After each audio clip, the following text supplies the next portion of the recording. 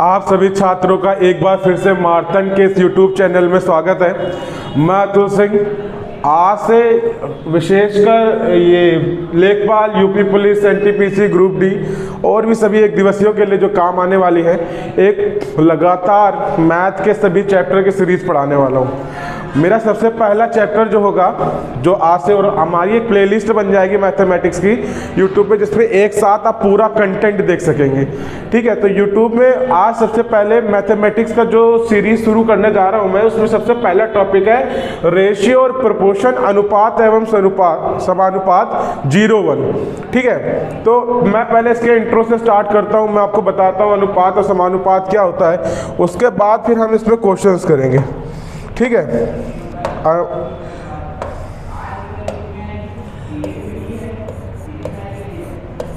अनुपात एवं समानुपात।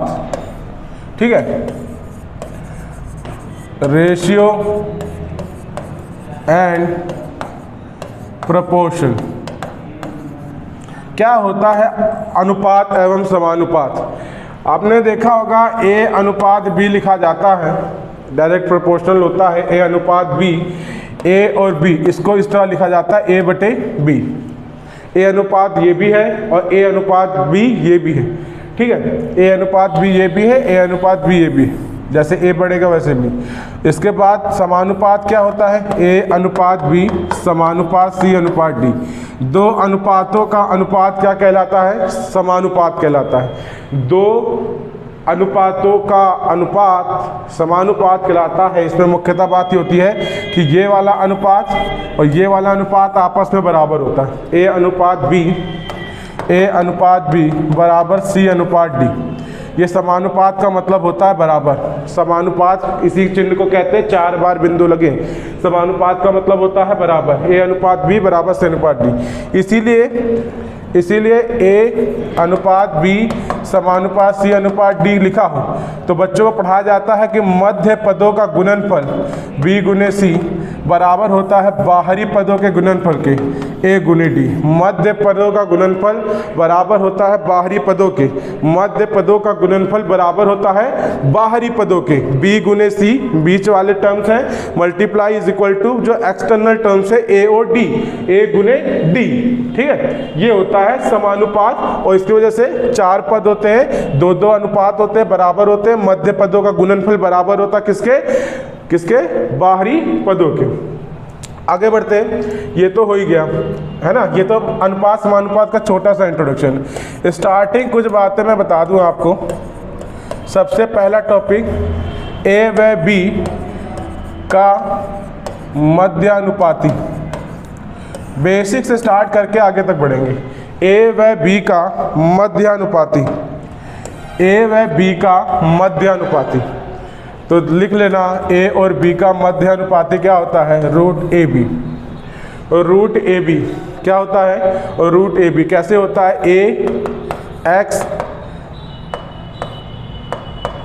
XB। Actually में मध्य अनुपात को हम X मान लेते हैं, तो ये मध्य वाला 2 बार लिखा जाता है, चाहे X हो चाहे कोई और हो। अब बीच वालों का गुणनफल x² बराबर बाहरी वालों का गुणनफल AB। ये वर्ग उधर जाके क्या हो जाएगा? वर्गमूल। तो यानी x बराबर √AB। इसीलिए मैंने लिख दिया कि A और B का मध्यानुपाती क्या होता है? √AB। याद रखिएगा, किन्हीं भी 2 पदों का मध्यानुपाती कैसे निकलेगा? उनके गुणनफल का वर्गमूल निकाल के। किसी भी 2 पदों का मध्यानुपाती कैसे निकलेगा? उन 2 पदों के गुणनफल के वर्गमूल से। ये मध्यानुपाती हो गया। आगे बढ़ते हैं। A B का तृतीयानुपाती। A व B का तृतीयानुपाती कैसे निकलेगा? A व B का तृतीयानुपाती क्या होता है? A व B का तृतीयानुपाती क्या होता है? तो A और B का तृतीयानुपाती होता है B² बाय A। दूसरे पद का वर्ग करेंगे, हमेशा याद रखना, दूसरे पद का वर्ग करेंगे। कैसे होता है? हमने तीसरा मान लिया x, अभी अभी मैंने बोला कि किसका वर्ग क्या 2 बार किसको लिखा जाता है, बीच वाले पद को। तो बीच वाला पद कौन है यहाँ पे, बीच वाला पद है b, तो a अनुपात b समानुपात b x, बीच वालों का गुणनफल b स्क्वायर, बाहर वालों का गुणनफल a गुने x। तो यहाँ से x बराबर आ गया b स्क्वायर बटे a। मतलब मैं आपको सूत्र तो बता ही रहा हूँ, साथ साथ ये भी बता रहा हूँ कि वो आता कहाँ से, है ना। सूत्र लिखे मिल जाते हैं तो कहाँ से आया ये नहीं लिखा मिलता, कहाँ से आया मिलता है तो सूत्र तो मिल ही जाते, कोई बात नहीं। बी स्क्वायर बटे ए होगा तृतीयानुपाती। याद रखना, मध्यानुपाती गुणनफल का वर्गमूल और तृतीयानुपाती दूसरे पद का वर्ग बटे पहला पद, दूसरे पद का वर्ग बटे पहला पद, ये तृतीयानुपाती है। अगला देख लेते हैं, अगला है ए बी व सी का चतुर्था अनुपाती, है ना। तो ए बी सी का चतुर्थानुपाती क्या होगा, तो ये बहुत आसान है ना, ये होगा आपका बी सी बटे ए। ये क्या होगा आपका बी सी बटे ए होगा, बी सी बटे क्या होगा ए। कैसे होगा, चतुर्थानुपाती बहुत आसान है, ए बी सी एक्स मान लो, बीच वालों का गुणनफल बी सी, बाहर वालों का ए एक्स, यानी कि बी सी बटे ए बराबर चतुर्थानुपाती, है ना। बी सी बटे ए बराबर चतुर्थ, दूसरा तीसरा बटे में पहला पद, ये कौन क्या निकालने के लिए है, चतुर्थानुपाती। ये है चतुर्थानुपाती। समझ में आया, 3 चीजें, मध्यानुपाती, तृतीयानुपाती, चतुर्थानुपाती। अनुपात समानुपात चैप्टर का स्टार्टिंग होती है। समानुपात क्या होता है, जब 2 अनुपात बराबर होते हैं तो उसी को समानुपात कह देते हैं, समान अनुपात में कह देते हैं। मध्य पदों का गुणनफल किसके बराबर होता है, बाहरी पदों के गुणनफल में। मध्य पदों का गुणनफल क्या किसके बराबर होता है, बाहरी पदों के गुणनफल में। अब आइए, अब पढ़ते हैं हम अपने कंटेंट पे, अब पढ़ते हैं हम आप पे कंटेंट पे। सभी परीक्षाओं के लिए उपयोगी है, मुख्यतः इन परीक्षाओं के लिए मैंने बनाया है, ठीक है। सीख सकते हैं काफ़ी कुछ आप यहाँ पे बड़े अच्छे तरीके। पहला क्वेश्चन बड़े ध्यान से देखिएगा, आज बहुत ही इंटरेस्टिंग क्लास होने वाली है ना। आप मजबूर हो जाएंगे लाइक करने के लिए, मुझे कहना नहीं पड़ेगा। क्वेश्चन आपके सामने आ गया, 8 व 10 का मध्यानुपाती क्या होगा। ये गलत छपा हुआ है, 8 और 10 नहीं है यहाँ पे होना चाहिए 18। यहाँ क्या होना चाहिए 18। 8 व 18 का मध्यानुपाती क्या है, तो मैं आपको बता दूं मध्यानुपाती निकालना बहुत आसान है। अंडर रूट ए बी होता है, अंडर रूट ए बी मतलब कि पहला दूसरे पद का गुणनफल। 18 अट्ठे 144, जानते हैं 144 किसका वर्ग है, 144 वर्ग है 12 का, 144 वर्ग है किसका, 12 का। ये निकल गया मध्यानुपाती, ये निकल गया मध्यानुपाती। अगला सवाल, 0.8 तथा 0.2 का तृतीयानुपाती क्या होगा। तो तृतीयानुपाती आप चेक करेंगे, मैंने पढ़ाया कि तृतीयानुपाती कैसे निकलता है। तो तृतीयानुपाती बी स्क्वायर बटे ए करके निकलता है, दूसरे पद का वर्ग बटे में पहला पद। तो यहाँ पे दूसरा पद कौन है, ये है दूसरा पद, ये है पहला पद। तो दूसरे पद का वर्ग बटे पहला पद 0.8, दूसरे पद का वर्ग। तो दशमलव से दशमलव हट गया, 2 एकम 2, 2 चौको 8, ठीक है। और 4 से काटा तो 4 पंजे 20, 0.05, 0.05। ये आ गया आपका तृतीयानुपाती।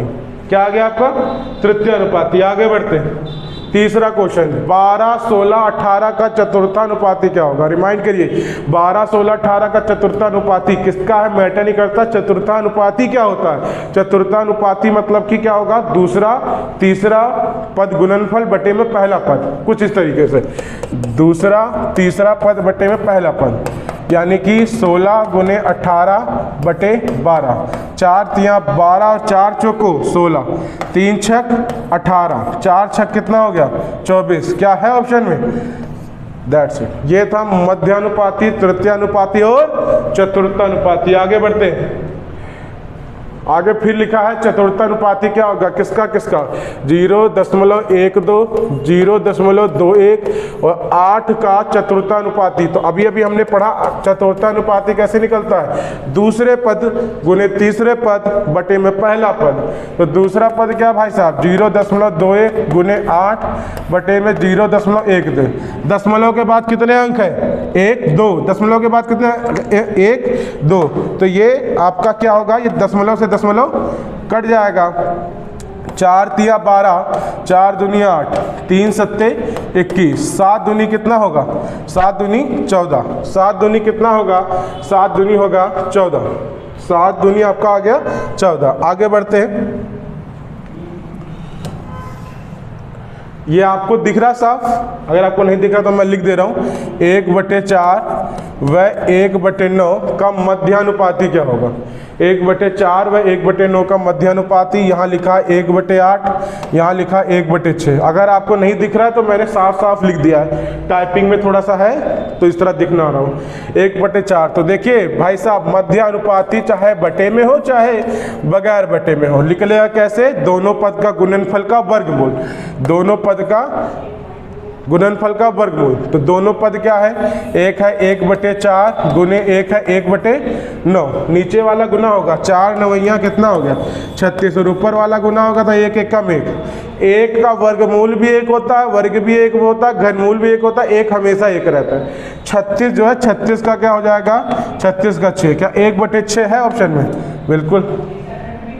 आपको समझ में आ रहा है? मैंने अभी सिर्फ ज़्यादा कुछ नहीं बताया। मध्यानुपाती, तृतीयानुपाती, चतुर्थानुपाती, दो पदों का ए और बी का मध्यानुपाती √AB, तृतीयानुपाती AB का तृतीयानुपाती B²/A, और चतुर्थानुपाती ABC का चतुर्थानुपाती BC/A। याद कर लेना, एक बार की बात एक ही बार में खत्म हो जाएगी।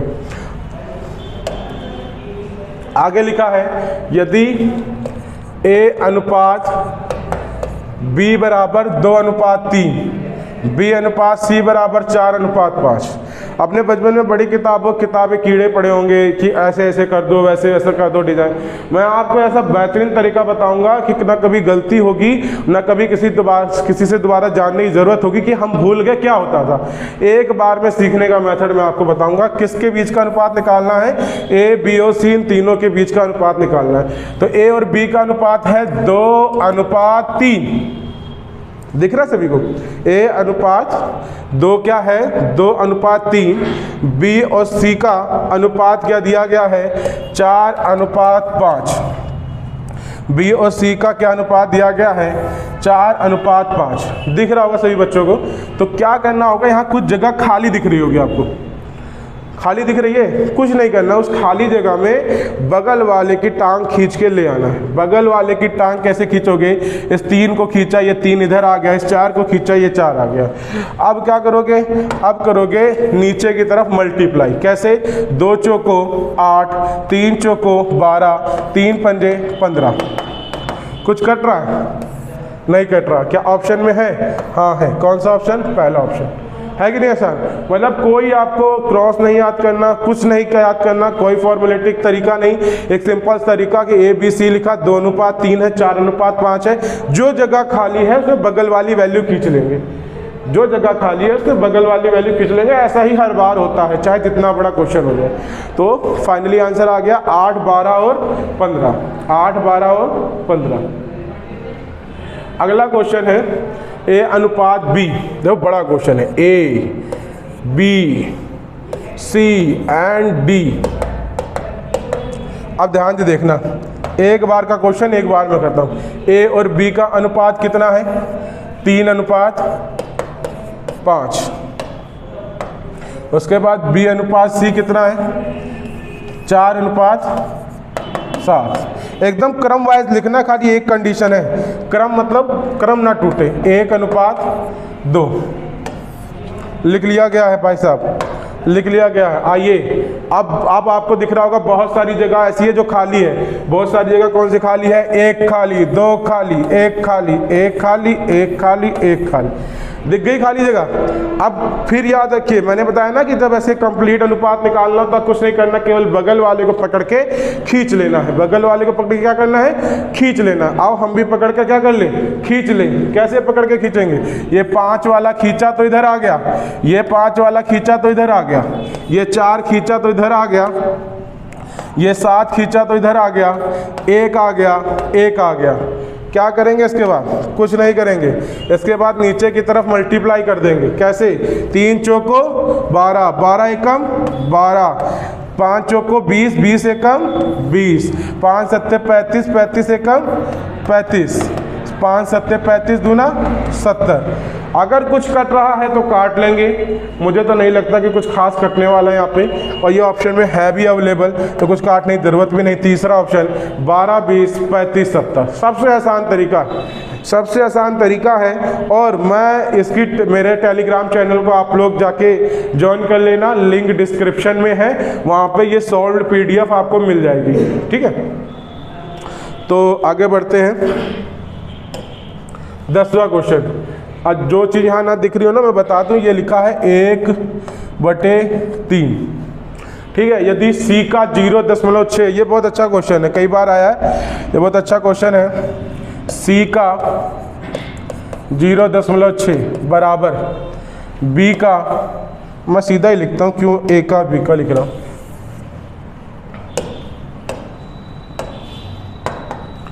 C का गणित में का भाषा, का मतलब क्या होता है, गुना।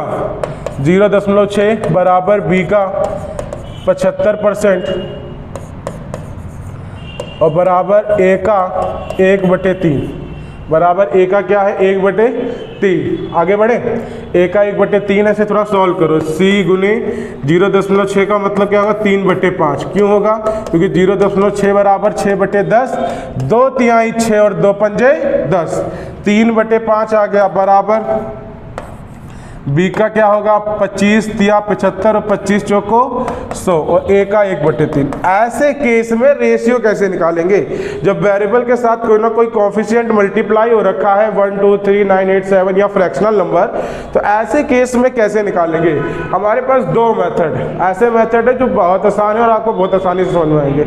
वो 2 मेथड है, एक है छुपाओ मेथड और एक है पलटो मेथड।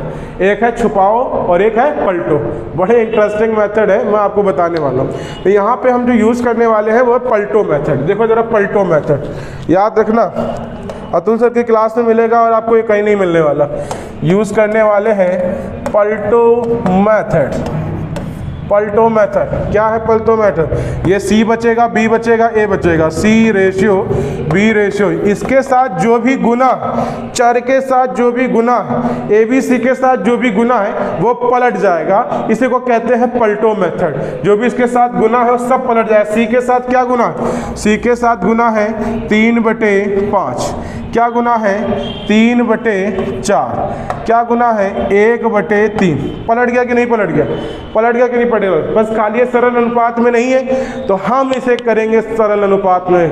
कैसे करेंगे, हरों का लासा लेके, 3 3 और 1 का लासा जानते क्या होगा, 3 3 और 1 का लासा क्या होगा 3, इसका सबका लासा 3 होगा,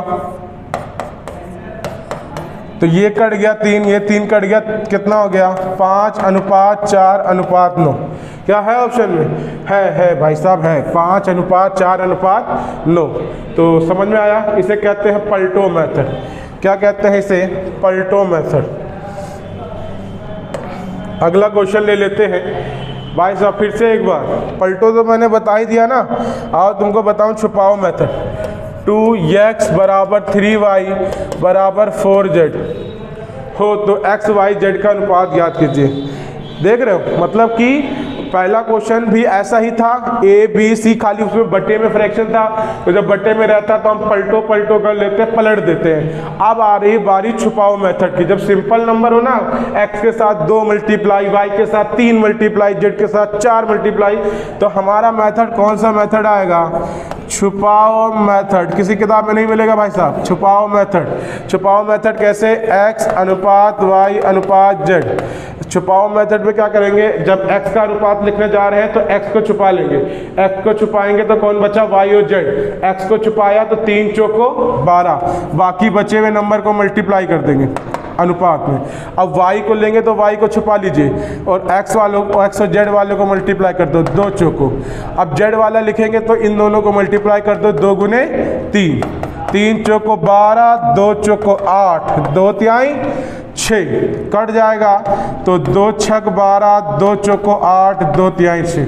ये आ गया x y z का, x y z का सिस्टम। x y z का 6 4 3 है, क्या है 6 4 3। x y z का 6 4 क्या है 3, x y z का क्या है 6 4 3। यहाँ पे क्या कर लेना, C B A कर लेना, यहाँ पे सी बी ए कर लेना, है ना। कुछ बच्चे कहेंगे सर ये क्या है, सी बी ए का अनुपात 5:4:9 है, तो सी बी ए का पूछा गया, ठीक है। यहाँ पे कितना आ गया, 6:4:3। अगला और आखिरी क्वेश्चन, जिसको नहीं दिख रहा उनके लिए मैं लिख दे रहा हूँ, 2/5 1/3, ठीक है। ये भी क्वेश्चन आ गया, ए का 2/5 बराबर बी का 1/3 बराबर सी का 4। फिर बताइए कौन सा मेथड यूज करें। इसमें यूज करेंगे हम लोग पलटो मेथड। पलटो मेथड में उसके गुणनफल की वैल्यू पलट दी जाती है। छुपाओ मेथड में उसको छोड़कर बाकी दोनों के कोफिशिएंट यानी गुणांक को गुना कर लेते हैं। बहुत इजी मेथड है। हम फिर पलटो लगाने जा रहे हैं, तो ए अनुपात बी अनुपात सी बराबर 2/5 1/3, और पलटो मेथड में पलटना था, पलटा ही नहीं। आइए मिलके पलटते हैं, पलटेंगे तभी तो आगे बढ़ेंगे। 5/2 3/1 और 1/4। 2 और 4 का अनुपात निकालो, 2 और 4 का लासा निकालो, तो लासा कितना होगा, 4 होगा। तीनों में लासा से गुना कर दीजिए, काटो पीटो, 2 दूनी 4, 4 से 4 कट गया, 5 दूनी 10, 3 चौको 12 और 1 का 1। क्या 10-12 एक अनुपात में है? बिल्कुल। ये है आज 10 क्वेश्चन आज हो गए, 10 क्वेश्चन हो गए हैं। टाइप स्टार्टिंग हो गया है। ये थी आपकी रेशियो प्रोपोर्शन के पार्ट 01। कल परसों पार्ट 02 और पार्ट 03 हम पढ़कर इस पूरे चैप्टर को ख़त्म करेंगे, ठीक है। और इस चैनल को आप जरूर सब्सक्राइब कर लीजिए, साथ में बेल आइकन दबा लीजिए, ताकि मेरी क्लास आते ही आपको पता चल जाए कि हाँ अतुल सर ने अपनी क्लास डाल दी। बाकी बातें, बाकी चीज़ें हम अगली वीडियो में करेंगे आपके साथ। आज के लिए इतना काफ़ी है। धन्यवाद।